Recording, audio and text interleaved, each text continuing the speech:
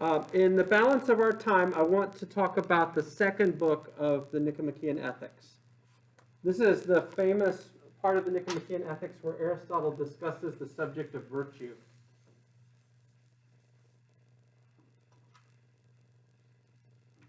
Okay, and virtue for Aristotle comes in two kinds, intellectual and moral.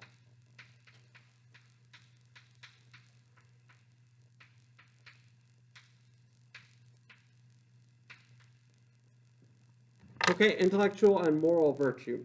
And we're not really going to focus in this class on intellectual virtues. Suffice to say, there are certain virtues of cognitive activity like wisdom or prudence or practical reason that you can talk about, the ability to concentrate for long periods of time, but we're not going to talk about that. We're going to talk about moral virtues. Moral virtues are things like courage or self-control, virtues like generosity or kindness or patience. Those are important moral virtues. Okay, and a virtue for Aristotle is simply an excellence of character. Okay, a virtue is an excellence of character or a skill.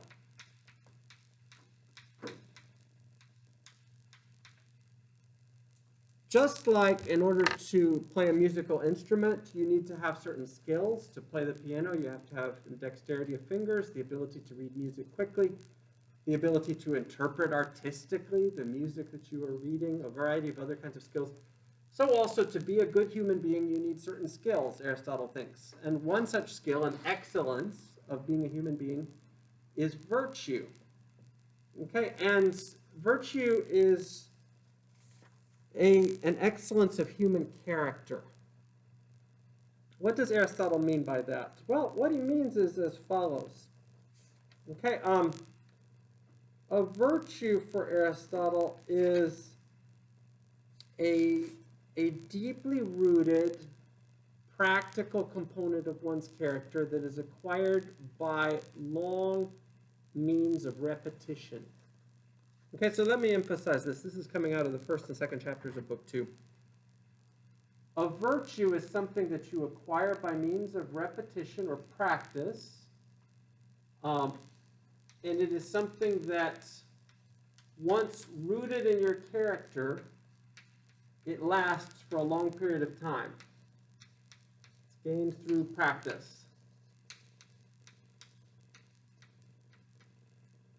Okay, and it's useful to think of the relationship between character and action in terms of a feedback relationship. Character and action. Okay, and a virtue is an excellence of character. Now, what happens when you engage in certain actions is these actions produce certain corresponding character states. Okay, so for instance, let's take the virtue of self-control as an example here. With regard to self-control,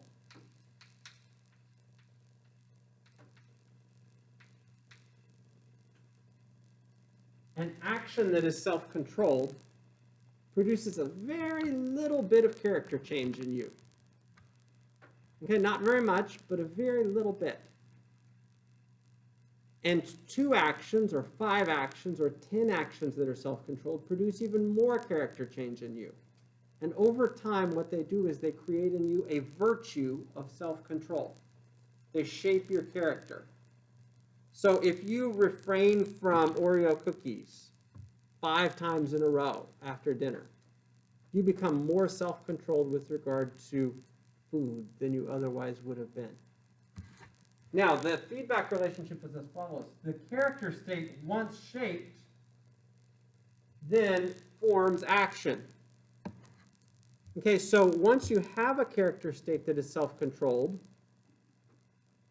it becomes easier for you to engage in certain actions that are self-controlled. Okay, so once you are courageous in your character state, it is easier for you to do individual instances of courageous things. And once you are patient in your character state, it is easier for you to engage in patient actions, okay? Because character shapes action just as action shapes character. Now, None of this happens very quickly. It all happens very slowly. And no individual decision creates a character state. Okay? No particular instance of bad choices can wreck good character, just as no particular good choice can make excellent character. Notice that the feedback relationship also works for vice and not just for virtue. If you choose indulgence, that shapes your character too. And binging on Oreo cookies creates a corresponding change in your character state. And if you do it 2, 5, 10 times, then you will become a person who binges on Oreo cookies. You will lose that self-controlled character. So it goes the other way too.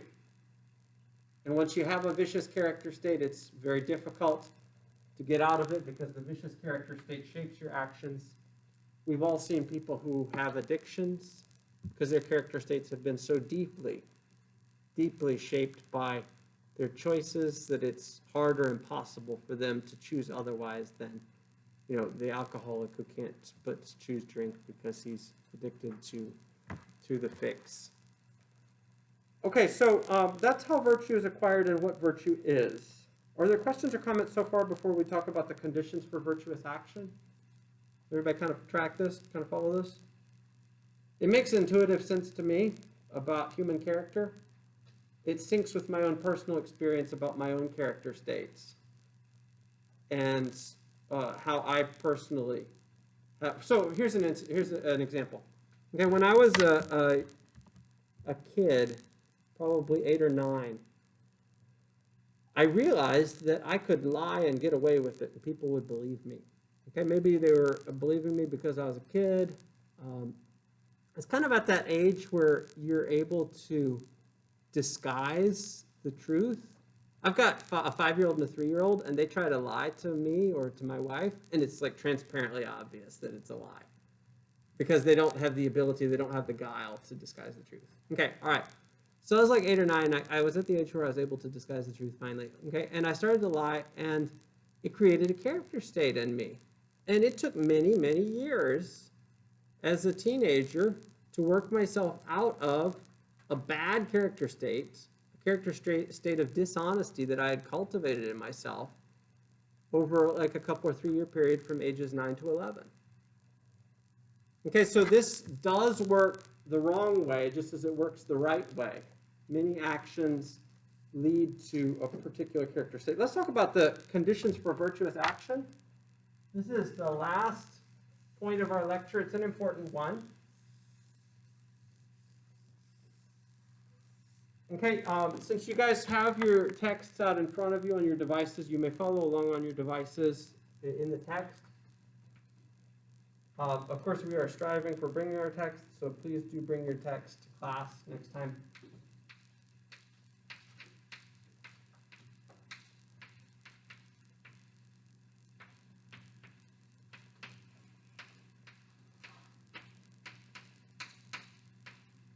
Conditions for virtuous action.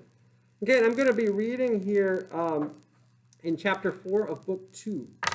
Please follow along with me. Stephanus number on the side, 1105A30.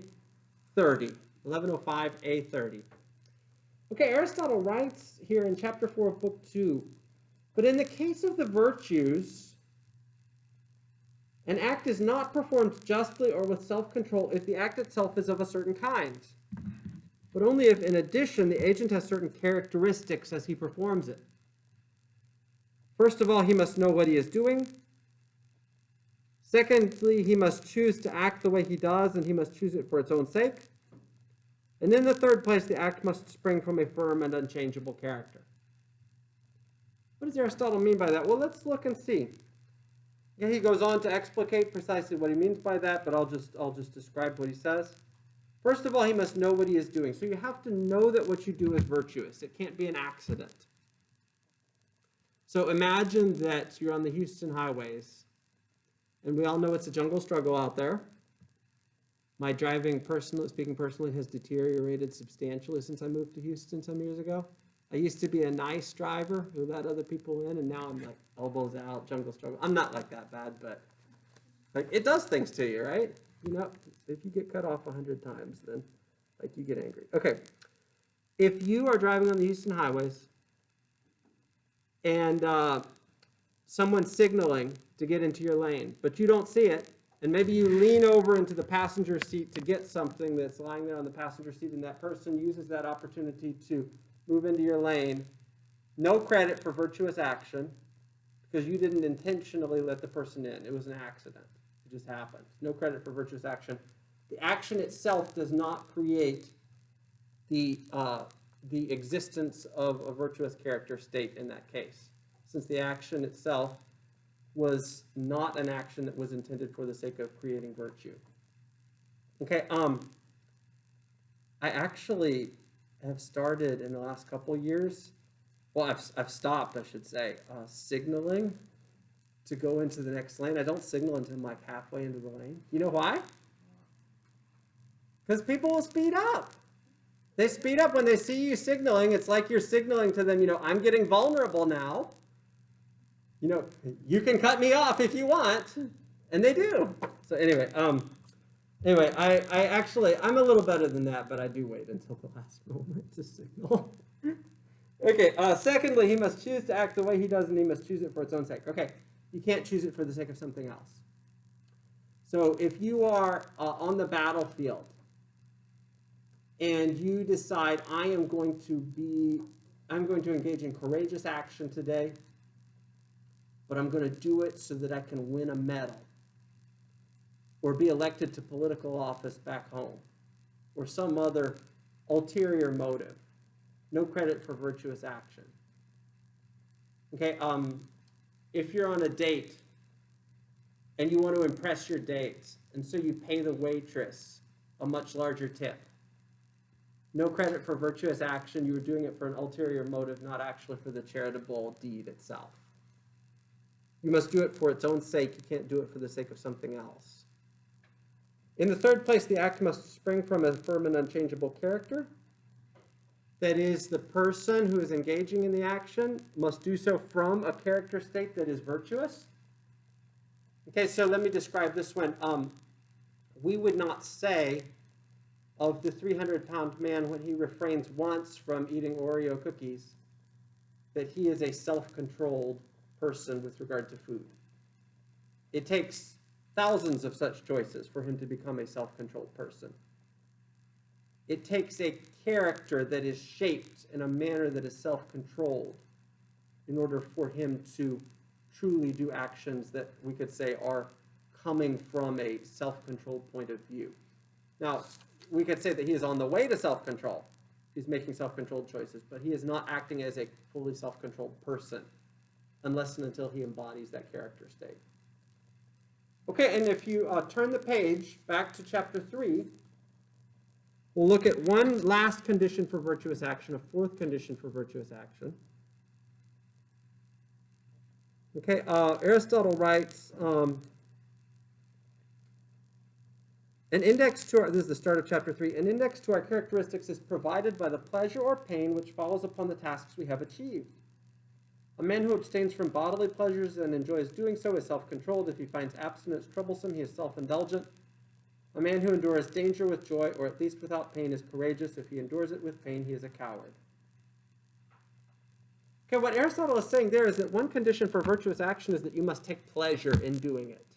It must not be painful to you. If the action is painful to you, if it is painful to do the virtuous thing, then that is an indication that you do not fully embody in yourself the virtue. Okay, so if you're sitting there in church, you're listening to a sermon and the pastor is preaching about the importance of giving to support the digging of a well in Guatemala, and you think to yourself, yeah, that's a worthy cause. I'd like to help the village dig a well for fresh water in Guatemala with, my donation. But then you think to yourself, I really want that new iPhone. And there's this struggle within you, and they're passing a plate. Okay, this is pre-COVID. They're passing a plate. Okay, and there's this struggle within you, and you think to yourself at the end, I'm going to grit my teeth and give to help the little kids in the village in Guatemala. Okay? That's an indication that you do not fully embody within your character the virtue of generosity because it was a struggle. It should be a pleasurable and enjoyable thing for you to do the virtuous thing. Yes? You are on the road to virtue. Yes. It's kind of the difference between, you know, somebody with like a tobacco addiction, like somebody who's like smoking, right? Okay, if he struggles and wins, but he's like still feels the temptation, that's a heroic thing for sure. He is on the way to virtue. But it's not quite as virtuous as someone who, say, has no temptation at all. Right? If you've never smoked in your life and you don't feel the pull of the substance, then from a certain point of view, you're kind of in a better place, morally speaking, than the person who does feel the temptation. Does that make sense? Yeah. I think that's what he's saying right here. Good. Other questions or comments? That's a great comment.